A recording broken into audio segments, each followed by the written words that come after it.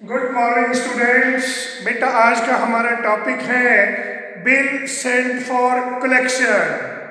ठीक है बेटा, इससे पहले हमने इंडोर्समेंट का टॉपिक किया था और आज का हमारा टॉपिक है bill sent for collection. Bill sent for collection का मीनिंग क्या है? पहले बेटा ये प्लीज़ आप ध्यान से समझें। मान लो बेटा दो पर्सन हैं, ए और बी। बी ने अपनी फर्म के लिए गुड्स परचेज की ए से ऑन द क्रेडिट बेसिस पे। बी के पास बेटा गुड्स परचेज करने के लिए पैसे नहीं हैं और बी ए को रिक्वेस्ट करता है कि मेरे पास गुड्स परचेज करने के लिए इमीडिएट फंड्स नहीं हैं, आप मेरे को गुड्स दे दो और in future after 2 month 3 month मैं आपको इस गुड्स की पेमेंट कर दूंगा। इसके अगेंस्ट आप मेरे से कोई भी रिटर्न एग्रीमेंट मैं आपके साथ करने को तैयार हूँ। और बी ने ए के साथ बेटा रिटर्न एग्रीमेंट कर लिया 3 मंथ का। तो इसका मतलब ए ने बी से 3 मंथ आफ्टर 3 मंथ पैसे लेने हैं। तो जब बेटा ए बी को गुड्स बेचेगा तो ए ने बी के साथ 3 मंथ का एग्रीमेंट कर लिया। अब आफ्टर 3 मंथ ए क्या करेगा? बी से पैसे रिसीव करने जाएगा और मान लो बेटा बी ने ए को बोला कि मैं 1 या 2 दिन तक आपको इस बिल की पेमेंट कर देता हूँ। अच्छा, अब बेटा बिजनेसमैन के पास इतना टाइम नहीं है। अब जो बड़े बड़े बिजनेस हाउसेज हैं, बड़े बड़े शॉपकीपर्स हैं, बड़े बड़े बिजनेसमैन हैं, वो एक दिन में सपोज करो 100 कस्टमर को ऑन क्रेडिट सामान बेच रहे हैं एक दिन में। किसी की due date after 3 month April 4 को है, किसी की अप्रैल 5 को है, किसी की अप्रैल 3 को है, किसी की। अब अगर वो इन सभी कस्टमर से पैसे वसूल करने जाएंगे तो उनका तो सारा दिन खराब हो जाएगा। और दूसरा, अगर वो इस पैसे की कलेक्शन के लिए मान लो कोई 1 या 2 एम्प्लॉय को हायर भी करते हैं सैलरी बेसिस पे, तो वो एम्प्लॉय क्या करेंगे? सभी कस्टमर के पास जैसे जैसे बिल की ड्यू डेट आएगी उनके पास जाएंगे पैसे वसूल करने। अब वो कोई कस्टमर पैसे मान लो कह रहा है मैं आफ्टर 2 डेज या आफ्टर 3 डेज आप एक दिन बाद 2 दिन बाद आपको पैसे दे दूंगा। फिर वो हमने जो एम्प्लॉय हायर किए हैं वो फिर जाएंगे बी के पास फिर पैसे वसूल करने। फिर वो मान लो पैसे नहीं देता तो उनमें एक डिस्प्यूट अराइज होने का चांसेस भी हो जाएंगे। हो सकता है उनमें काफ़ी झगड़ा वगैरह हो जाए, डिस्प्यूट हो जाए। तो जो हमारा बायर है बी, वो ये भी बोल सकता है कि इन्होंने मेरे साथ गलत व्यवहार किया, ठीक है, कोई ठीक नहीं बोला, तो उसके ऊपर हो सकता है कि वो FIR भी फाइल करवा दे। तो इसमें बेटा डिस्प्यूट अराइजिंग के चांसेस बन जाते हैं। तो सेलर और बायर्स में कोई डिस्प्यूट अराइज ना हो, ठीक है बेटा। इस डिस्प्यूट को सॉल्व करने के लिए ये काम हम किसको डिलीवर करते हैं? बैंक को। बैंक कहता है नो प्रॉब्लम, आपके बिहाफ पे ये काम मैं करूँगा। अब हम क्या करते हैं, जैसे एक बड़े बड़े बिजनेस हाउसेज हैं, उनकी एक दिन में 100 कस्टमर को उधार सामान बेच रहे हैं। तो जैसे जैसे बिल की ड्यू डेट आएगी ना बेटा, जितने बिल की ड्यू डेट, जितने भी बिल ड्यू होंगे आफ्टर 2 मंथ या आफ्टर 3 मंथ, ड्यू डेट से 2 या 3 दिन पहले लिखा क्वेश्चन में मेंशन होता है, हम वो उन बिल को बैंक के पास भेज देंगे कलेक्शन के लिए। हमारे बिहाफ पे उस बिल की कलेक्शन कौन करेगा? बैंक करेगा बेटा, बैंक करेगा। बैंक ये काम फ्री में नहीं करेगा, उसके बदले में थोड़े बहुत नॉमिनल से 150, 150 या 200 चार्जेस लेता है, बहुत कम चार्जेस है। अच्छा, अब बैंक क्या करेगा?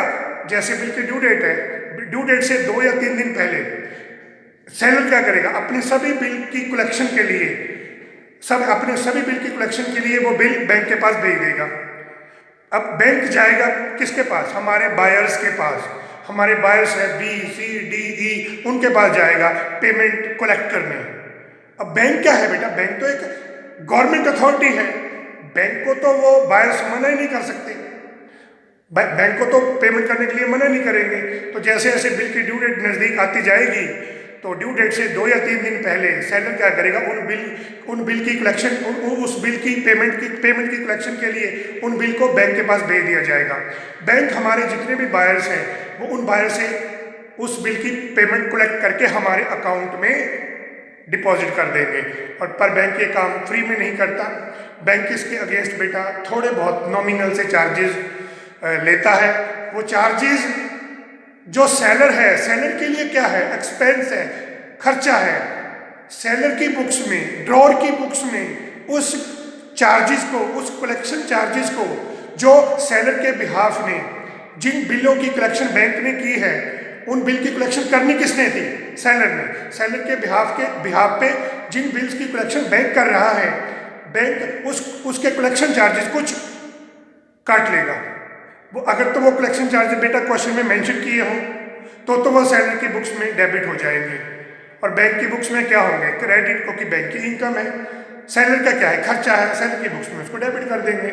अगर तो उस कलेक्शन चार्जेस के बारे में क्वेश्चन में मेंशन किया है तो उसको सेलर की बुक्स में डेबिट कर दिया जाएगा। अगर मेंशन नहीं किया है तो वो सेपरेटली चार्ज कर देगा बैंक, किससे, सेलर से। उसकी बुक्स में कोई एंट्री नहीं होगी। ठीक है बेटा। अगर तो कलेक्शन चार्ज के बारे में मेंशन किया गया है तो उस कलेक्शन चार्ज की एंट्री डाल दी जाएगी, अदरवाइज नहीं डाली जाएगी। अब देखो बेटा, जैसे ही मान लो ए ने बी को गुड्स बेची, सपोज 5000 की गुड्स बेची, ठीक है बेटा, मान लो ए ने बी को 5000 की गुड्स बेची 3 मंथ के क्रेडिट पे, 3 मंथ के क्रेडिट पे। तो जैसे ही 3 महीने बाद ड्यू डेट आएगी, ड्यू डेट से 2 या 3 दिन पहले सेलर क्या करेगा, सेलर का नाम क्या है, सपोज ए उस बिल को किसके पास भेज देगा, बैंक के पास। बैंक क्या करेगा, हमारा जो बायर है बी, उससे पैसे कलेक्ट करके सेलर के अकाउंट में क्रेडिट कर देगा, जमा कर देगा। ठीक है बेटा, सेलर के अकाउंट में वो पैसा क्रेडिट कर दिया जाएगा और उसके अगेंस्ट कुछ ना कुछ सेलर से चार्जेस वसूल करेगा। वो चार्जेस की एंट्री, अगर चार्जेस के बारे में क्वेश्चन में मेंशन किया गया है तो चार्जेस की एंट्री सेलर के अकाउंट में डेबिट कर दी जाएगी। अब सुनो बेटा, जब ड्यू डेट आती है, ड्यू डेट के आने से 2 या 3 दिन पहले जब सेलर उस बिल्स की कलेक्शन के लिए उन बिल्स को बैंक के पास भेजेगा तो क्या एंट्री होगी, bills sent for collection account debit to BR। हमारे पास से, सेलर के पास से बिल चले गए, क्या एंट्री बनी, bill sent for collection account debit to BR account. Bill चले गए बेटा, बिल चले गए तो क्या हो जाएंगे, क्रेडिट। किसके पास चले गए, बैंक के पास। क्या एंट्री होगी, bills sent for collection account debit to BR। और जब ड्यू डेट पे जो हमारा बैंक है बायर से पैसे वसूल करके हमारे अकाउंट में क्रेडिट कर देगा तो दूसरी ड्यू डेट पे क्या एंट्री होगी, bank account debit to bill sent for collection. बस 2 एंट्री होती है बेटे इसकी। ड्यू डेट से 2 या 3 दिन पहले जब सेलर उन बिल्स को बैंक के पास कलेक्शन के लिए भेजेगा तो क्या एंट्री होगी, शाबाश, bill sent for collection account debit to BR, bills sent for collection to BR। और ड्यू डेट पे क्या एंट्री होगी बेटा, bank account debit to bill sent for collection.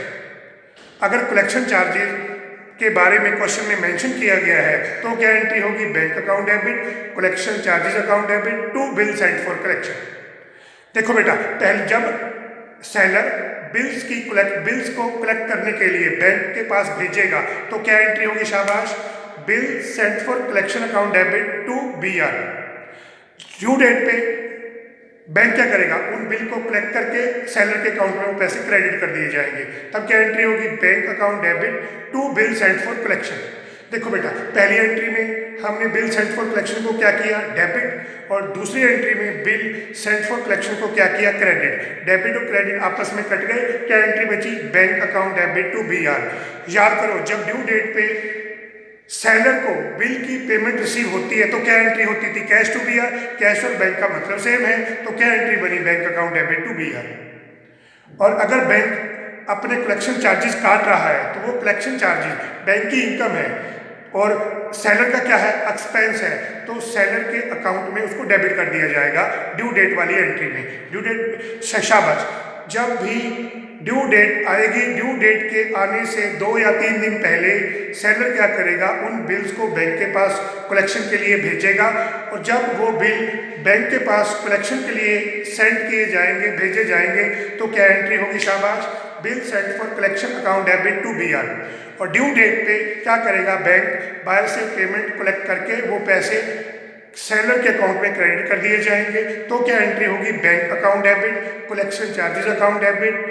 ठीक है बेटा, to bill sent for collection. अगर कलेक्शन चार्जेस के बारे में क्वेश्चन में मेंशन किया गया है तो डेबिट कर देंगे, नहीं मेंशन किया गया है तो फिर एंट्री क्या होगी, bank account debit to bill sent for collection.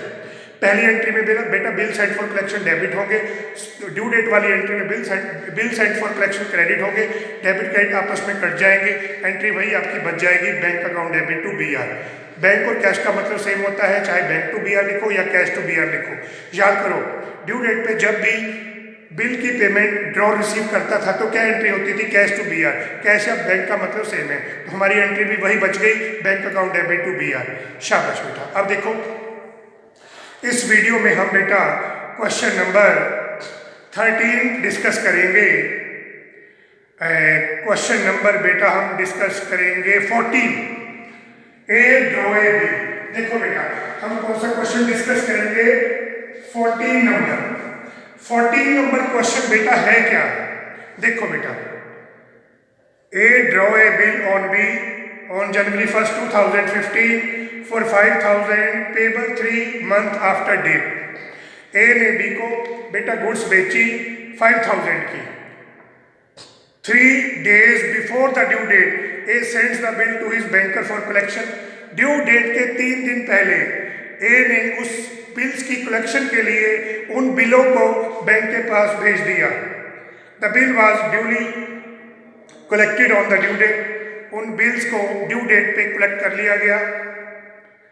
And bank charge 50 as collection charges, और बैंक ने 50 रुपीज़ अपने कलेक्शन चार्जेस काट के बाकी पैसे बिजनेसमैन के अकाउंट में बेटा क्रेडिट कर दिए।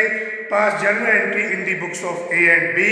हम किसका जर्नल बनाएंगे, journal of A, journal of B. Journal of A में कौन कौन से कॉलम बनाएंगे, date, particular, ledger folio, debit, credit. Journal of B में कौन से कॉलम बनाएंगे, date, particular, ledger folio, debit, credit. लो जी बेटा, January 1st 2015 को A draw a bill on B for ₹5,000 payable 3 month after date. लो जी बेटा, ए ने बी के ऊपर एक बिल ड्रॉ किया 5,000 का। बिल ड्रॉ करने की एंट्री क्या होती है, बोलो बेटा, एक ही बुक्स में क्या एंट्री आएगी, bills receivable account debit to B. A ने बी के ऊपर 5,000 का बिल ड्रॉ किया, क्या एंट्री होगी, B account debit to B 5,000, bill draw. बोलो बेटा, बी क्या एंट्री करेगा, A debit to BP, A debit to BP, bill accepted 5,000, A debit to BP. अब देखो बेटा, 3 days before the due date से 3 दिन पहले A sends the bill to his banker for collection. A ने उन बिल को बैंक के पास कलेक्शन के लिए भेज दिया ड्यू डेट से 3 दिन पहले। बताओ बेटा, ए ने बी के ऊपर बिल कब लिखा, शाबाश, कब बिल लिखा, January 1st को। तो 3 महीने का बिल है, February 1st, March 1st, April 1st, 3 दिन ग्रेस के जोड़ दो। 4 अप्रैल, ड्यू डेट से 3 दिन पहले कौन सी डेट आएगी, 1 April. 3 days before the due date A sends the bill to his banker for collection. Due date से 3 दिन पहले ए ने उस बिल की पेमेंट की कलेक्शन के लिए उस बिल को बैंक के पास भेज दिया। बोलो, ए ने बी के ऊपर बिल कब ड्रॉ किया, January 1st को। जब ए बेटा बी के ऊपर बिल ड्रॉ करेगा तो क्या एंट्री बनेगी, BR टू बी, ए क्या बी क्या एंट्री करेगा, A टू BP। अब ड्यू डेट क्या है, ड्यू डेट कैसे निकलेगी, January 1st को ए ने बी के ऊपर बिल ड्रॉ किया, तो 3 मंथ कैसे काउंट करोगे, February 1st, March 1st, April 1st, 3 दिन बेटा ग्रेस के जोड़ दो। 4 अप्रैल, 4 अप्रैल से ड्यू डेट से 3 दिन पहले यानी 1 अप्रैल को ए ने उस बिल की पेमेंट की कलेक्शन के लिए उस बिल को बैंक के पास भेज दिया। जब भी सेलर बिल की पेमेंट की कलेक्शन के लिए बिल को बैंक के पास भेजेगा तो क्या एंट्री होगी? Bill sent for collection account debit to BR। Bill sent for collection account debit to BR 5000। Bill sent for collection.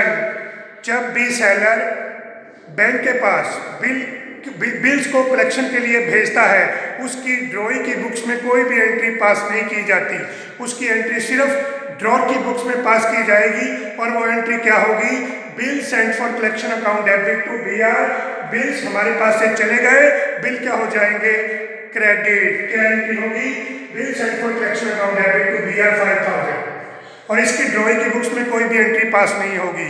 Due date को बैंक क्या करेगा? शाबाश, देखो बेटा, A sends the bill to his banker for collection. The bill was duly collected on the due date. Due date को bill की collection हो चुकी है और and charge 50 as collection charges. Bank ने 50 रुपीज़ अपने सर्विस चार्जेस काट के, अपने कलेक्शन चार्जेस काट के बाकी पैसे बिजनेसमैन के अकाउंट में डिपॉजिट कर दिए। तो जब ड्यू डेट पे बैंक बायर से बिल की कलेक्शन करेगा तो क्या एंट्री होगी? Bank account debit, collection charges account debit to bill sent for collection. ठीक है बेटा, to bill sent for collection के सामने कितना लिखेंगे? 5000 और 50 रुपीज बैंक ने अपने कलेक्शन चार्जेस काट लिए।